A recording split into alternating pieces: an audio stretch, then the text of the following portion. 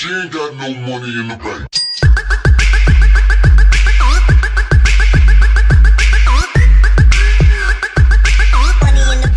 What's going on, guys? Jack95 Gamer here, and I'm back with episode 68 on my West Ham United career. And before getting to this one, guys, if you could be ever so kind to smash that like button if you are new around here and you do appreciate the content, it really does help me out. And likewise, if you are new around here and you haven't already, then why not hit that subscribe button too, guys? It only takes a couple seconds out of your day and it really does help my channel grow.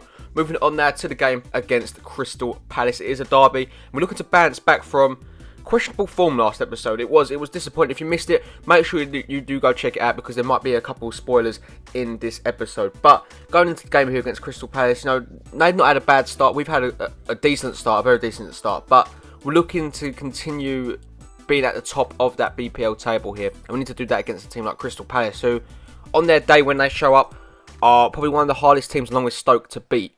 But when they don't play, they are a walkthrough. But you never know what Crystal Palace are going to, what one's going to turn up. But Vieto does produce a great save from Julian Speroni, and we all remember him, how much of a headache he is to get past. He's been so good for Crystal Palace the last couple of seasons. As Fakir gets onto the ball, he beats his man completely, gets the shot away, and again Speroni comes to the aid of Crystal Palace and provides a great save there. What can we do? We win the ball back though from Crystal Palace as they look to go on the attack. Fakir will take the ball down again, who's been here, there and everywhere for the Hammers. It would fall back into Nabil Fakir somehow, who misses an absolute sitter to make it 1-0 to the Hammers. What the hell is he playing at? As Welbeck does play a great through ball into Vieto, who powers off Dan and the other centre-back for Crystal Palace here, gets his shot away, and again Julian Speroni makes a great save. How is this game still 0-0? We've absolutely dominated Palace here, and again Vieto would go on the attack, looks to take on the Palace defender again, beats Dan, gets his shot away. This time he finds the back of net. Half an hour gone here at Upton Park, and Luciano Vieto continues his great form with a goal here to make it 1-0 to the Hammers against Crystal Palace. Great start in this game for us,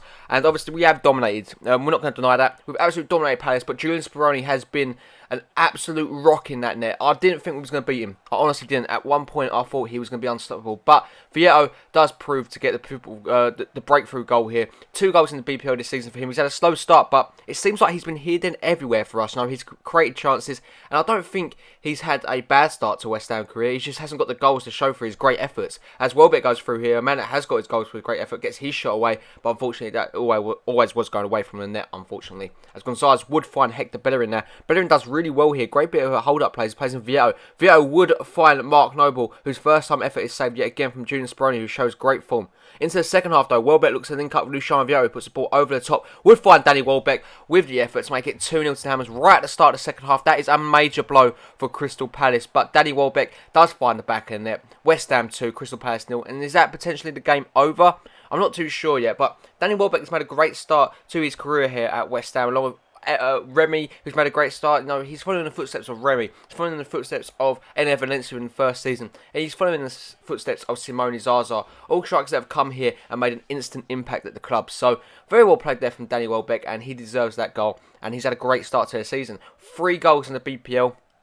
And also a few goals in other cup competitions. He's looked like a major threat, he really has. But here we go, Zaha onto the ball now for Palace. What can he do onto the ball? He crosses it all the way into the back post. He would fight actually Germain, who puts it into the back of the net here. And Palace do get a goal back right instantly, really, from when we got our second one there. So, great reply here from Palace as they do find the back of the net here. Look at this header from Germain.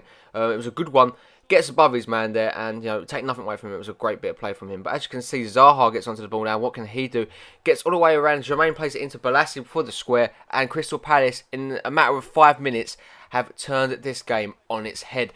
This time through Yannick Bolasie. Great bit of play there. Great back into the path here. Reed couldn't get across. Sorry, that wasn't Winston Reed. That was Bertrand, who couldn't get across quick enough. And unfortunately, it is now 2-2. And now, we're a bit angry about that. Again, our poor form is starting to show. We're showing cracks. I don't know what is happening here. So Vieto gets onto the ball. Cuts inside. Does brilliantly here. Plays it into Welbeck. Hits the post. How unlucky can you get? But this has been the story of our lives the last couple of weeks. We just have not been showing up, and the cracks are showing. I don't know what's going on here. I don't know if it's the team. I don't know if it's, you know, anything's changed. I'm not too sure, as we do bring on a couple of changes here, but the 90th minute would be Palace with the last attack. We are drawing this game, it seems, at the moment. We could actually lose it as the ball comes in here. It falls safe into the hands of Schmeichel, and that would be how the game finishes. A disappointing 2-2 draw when we were 2-0 up. We let a 2-0 lead slip from in a matter of 10 minutes.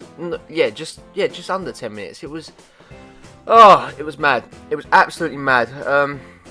the stats would suggest that we deserved a 2-0 win. We dominated, but Palace, being Palace, show up and they get the point.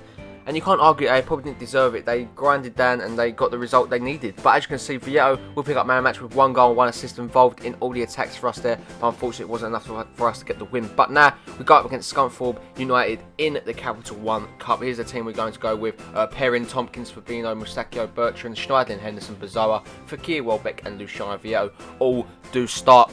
Now, hopefully, this is the game where we turn around our fortunes. We need a massive win under our belts, we really do, because we have been very poor. And that's why I put this first team out here. You know, I could have easily given them a rest, but they need to prove themselves, and they need to prove themselves now. As we go up against this team, against Scunthorpe, obviously away from home, their fans going to be up for it. It's going to be kind of like their cup final, because how many times will you get to play Premier League opposition in the season?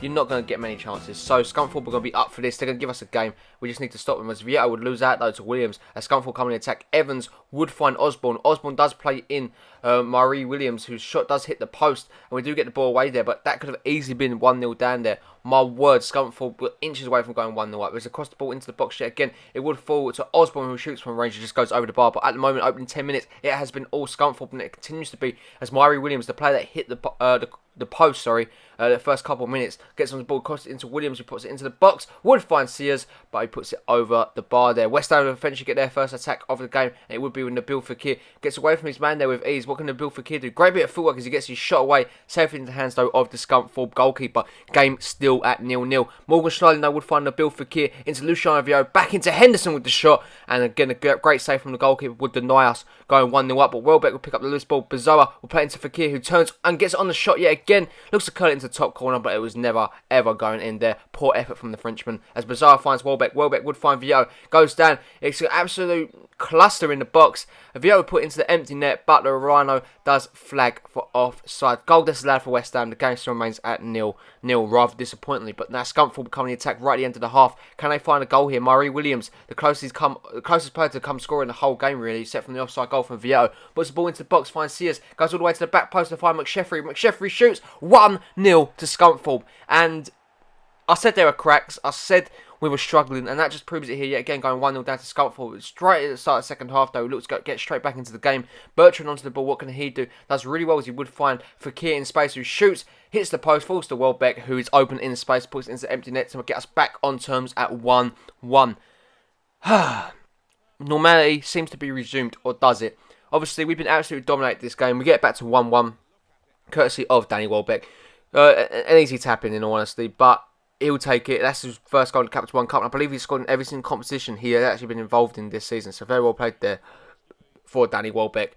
As you can see here, we do bring on a few new faces. Bahuli gets onto the ball.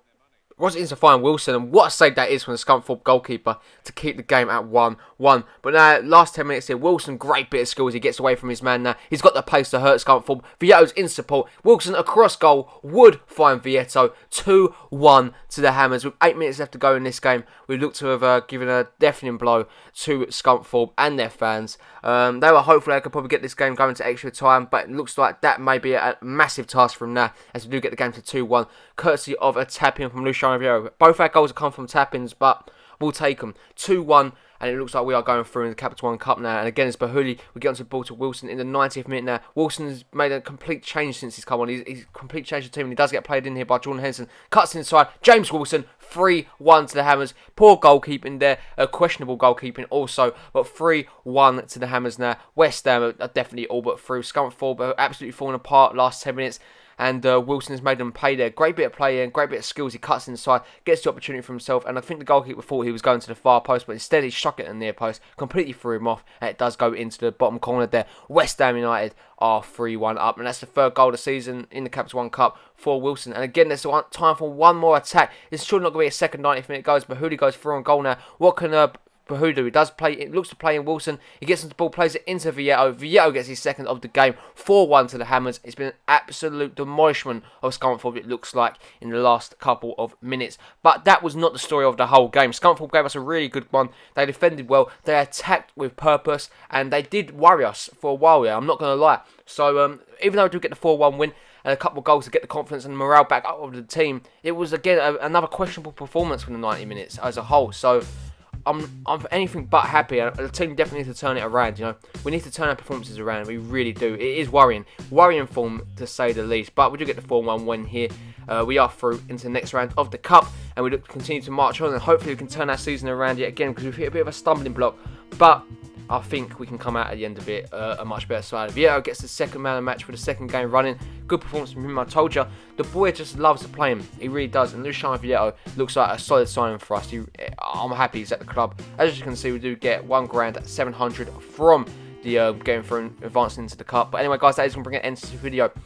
As always, if you are enjoying the content, make sure to smash that like button. It really does help me out, and you guys are awesome for doing that. I really love the support this video gets. We are third in the BPL table, and guys, if you are new around here, then why not hit that subscribe button too? It is free, and you'll never miss a video. And if you're West Ham fans, then why not hit that subscribe button? Because Spurs are 18th in the Premier League after 5 games, only getting 2 points. Why would you not hit that subscribe button for that? I'm joking, but if you do feel like hitting it, thank you very much. I really do appreciate it. Thank you ever so much for everyone that's come out to watch this video today, subscribed or not. I hope you all have a really nice day, and I'll catch you all in the next one. Peace.